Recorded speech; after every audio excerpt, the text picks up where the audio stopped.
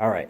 So now we're going to go ahead and talk about a little bit of the nitty gritty. And what I mean by the nitty gritty is conducting an inspection.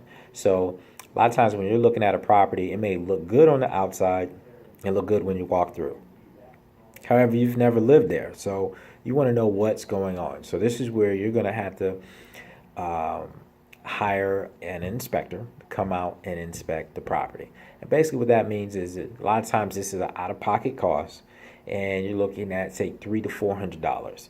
So this is part of that very first step is being financially prepared as you're going through this process, understanding that yes, there's going to be an out-of-pocket cost of um, getting an inspection done.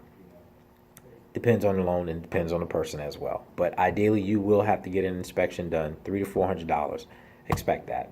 And with this, and the reason I say that this is an important step is because this individual is actually going to go over every doorway, every floor piece, every is going to crawl up into the attic. They're going to look over your windows. They're going to look at your electrical. They're going to look at your AC unit, especially if you live in Florida. You got to have AC. You want to make sure it's working. They're going to look at your hot water tank. They're going to look at the roof, the plumbing as well. And what happens is this they'll provide a general report of the condition of your property, letting you know how old the appliances are there in the property, if it's near its end of life, if things are functioning correctly, if they need to be repaired. This is someone that's basically working on your behalf. They're not from the opposite side, and this particularly happen if it's from the seller side. So they won't be on the seller side, is particularly if you are buying the property.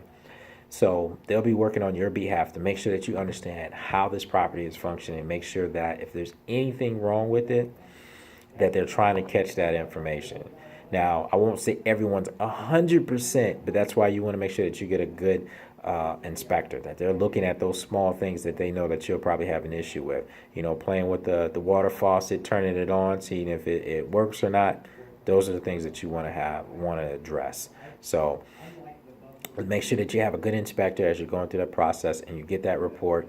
And this will be an opportunity for the next step, which is kind of be important because you may have to do some additional negotiations. But we'll talk about that in the next step.